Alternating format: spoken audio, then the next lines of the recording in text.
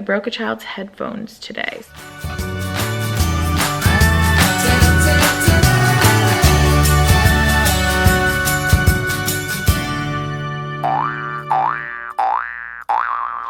Hey y'all, welcome back to my channel. If you're new here, my name is Brianna and I am a 4th year, 3rd grade teacher in North Carolina. And it is Monday and I successfully went through 2 reading groups today and got 4 running records. And actually, now that I think of it, I met with my book study groups as well to just do a little check-in with them. So I would say today was pretty successful. I went ahead and this is my little running record, and so I love how at the bottom it shows you where they're at and if they're ready to move on or not. Like, that's very helpful. Now, I think with some of these kids, I wish there was like a comprehension piece that I could factor into it, because even though they can read, they're struggling with the comprehension piece. But I'll see how it goes when we do the questions tomorrow. But so far, I really like that guided reading, and if you have no idea what I'm talking about, my video from last week, I talked more about this. I will have the product linked down below, but it's just pre-made guided reading plans, and the kids actually enjoyed having a passage they can write on. Like, I thought they would be annoyed working with another passage instead of like a cute little book, but when I told them they could take it home, they were really excited. So I'm rocking no makeup today except for mascara and eyebrows. My skin has been pretty good lately, probably because I've been drinking water and working out. You know, things that are good for your health. I did not do a new grammar lesson today because last week we did not do our centers on Thursday because we were in the hallway for the tornado during ELA. So I had kids catch up on grammar from last week. So I'll have to teach another grammar lesson tomorrow, or maybe I'll just skip grammar this week. I'll have to decide. But right now the kids answered questions to a poem today, so I'm gonna grade those. That way I can stay on top of my grading, and I'll check in with you in a little bit. I was just grading multiplication quizzes that we weren't able to do on Friday because we didn't have school. Again, see my previous video if you're not sure why. It was a little hectic. But I wanted to show you the little slip of paper I put at the top. Normally I'll write the student's name, but just for purposes of the video right now, I didn't. If they pass, which means they get all of them correct, I love how it says they master what fact it is and what they need to practice next. And then if they don't master it, they get this oops page, and then it tells them what they still need to practice. Even though that's a little bit of extra work for me and I could just circle and show that they didn't make it, in the beginning, we do like 2, 5s, and 10s. So just since it's their first time doing multiplication, I just want to make sure they know the order we're doing it in, because we don't go in numerical order all the time. We do all the easy ones that they have skip counted with before first. So I think next year I'm going to prep these at the beginning of the year, or have a parent prep them or something and do them on colored paper, just so it's even better. But I do have a lot of them prepped, and I keep them in my Friday bin just so they are there ready to go. Hey y'all, happy Tuesday. Sorry this video has been so sporadic and just a few clips here and there, but it's a busy week because it's moving week for me. So I just finished tutoring, so I came back here to grab a couple boxes that my school has given me graciously. So I need to get to that. I came here to pick those up because I have like this thing I have to deal with after school, so I have to run quickly, so I don't really have much time to chat.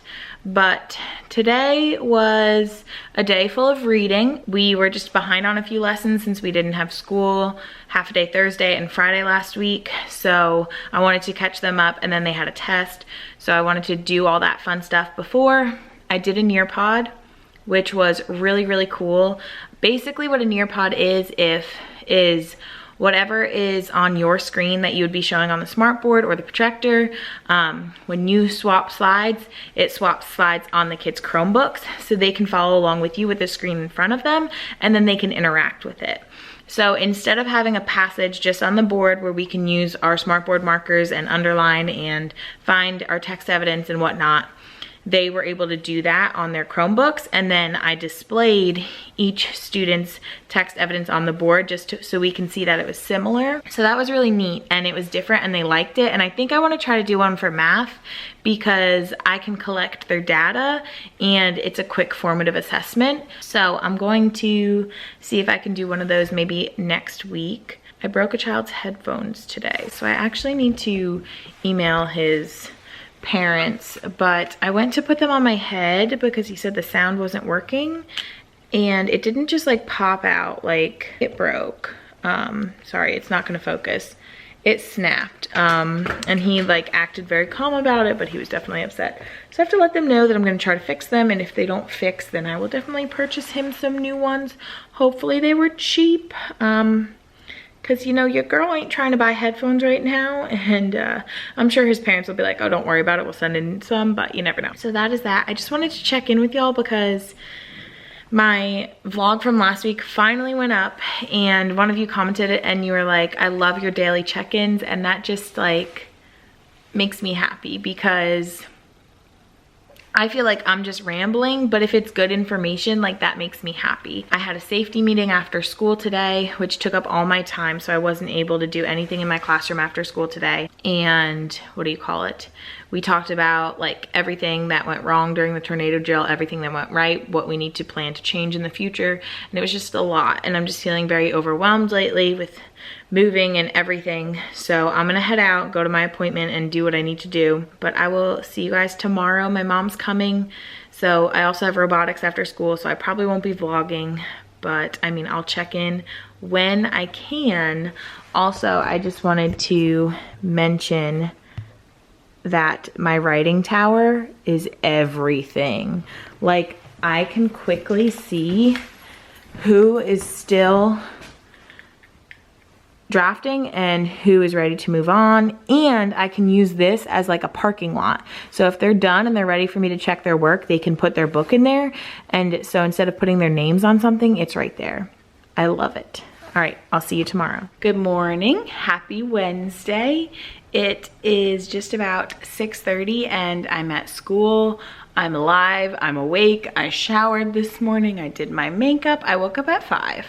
So this is glorious, and this is actually what I'm going to have to start doing when I move because I am going to live farther away. So I'm going to, and there's a higher chance of traffic. So I need to be on my game.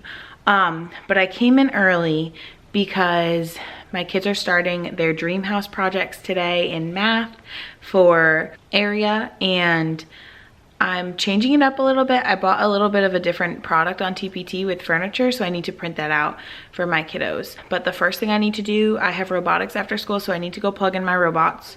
So they are charged and ready to go, so I'm gonna go do that. Okay, so what I bought is this project-based learning math area and perimeter activity from the OWL teacher, and I'm going to download it and I'll show you. It is so cute. We've always done the dream house project, however, we've never done it with furniture, and I just love the way it looks with furniture. So I'm gonna go ahead and print this out. And besides the kids designing the rooms themselves, she has ones where the rooms are already there, and then she has ones, she has so many questioning pages to go with it. Bonus question, which I think I'm gonna bring this back when I teach perimeter. That way we can incorporate the perimeter into the house. And then she has big rooms that you can model with, or if you want to do something as a project. And then these rooms are already set up. So I think I'm gonna look into figuring out if I can just use one of these to show to the kids as an example, just to give them a little bit of guidance. And yeah, so I'm gonna look through that and see what I can pull, but I will link this down below, of course.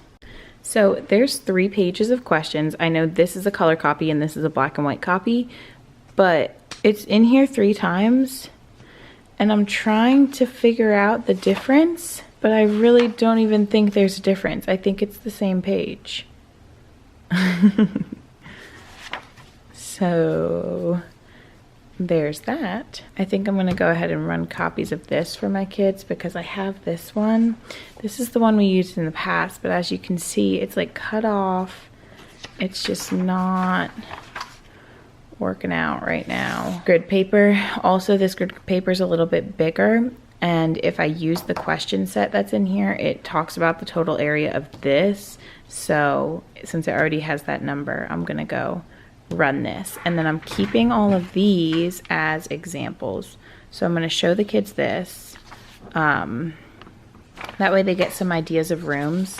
But today they're really just gonna focus on designing their rooms, so I won't worry about the questioning aspect just yet. I'm also going to print this page for directions. Now I can't decide if I want to give everybody the requirements. I think I am, because I know I will have kids that do need requirements and then some that don't. However, I'll give them the requirements and then I will tell them, because some of my kids just really need guidelines. They need this, and as long as they have this, then they can have other things as well, but they need to make sure they include this. I think that's going to be my best option, and I like how this shows them the door symbol, and we're doing maps and globes in social studies, so we've been talking about symbols and things, and I just really like this sheet, so I'm gonna go make my copies. Good morning. I just got to school, and yes, my hair is inside my jacket. It's pouring down rain outside, like it pretty much has been since last week. I need to get my Valentines ready for my kiddos. I literally just bought some from the Target dollar spot, and they don't have candy, but you know what? They're gonna get plenty of candy from their friends, so it's fine. We're doing our Valentine celebration today just because I won't be here tomorrow. I went to see my apartment last night and I was so nervous because I just got a really good deal on it, and I'm like, what if it just doesn't look like the model one? What if there's something really wrong with it? And it is so perfect. The location is perfect. Like everything about it is like everything I ever wanted, and I'm so excited.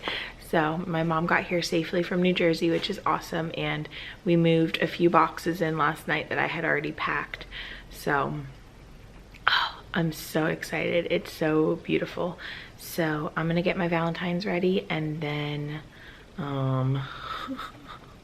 I don't know, see where I'm going next. I also have to do sub plans for tomorrow, which I think I might do during robotics, but I was very hands-on in robotics yesterday, and it was calm and nice. My group on Wednesdays is a lot calmer than my group on Thursdays, but you know, whatever. So if I can't get to those this morning, I can do them later.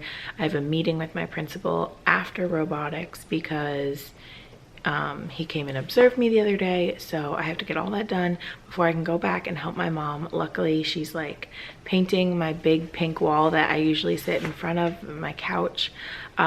She's painting that for me today. She's taking down all the things that I screwed into the wall, so thanks, Mom. I love you.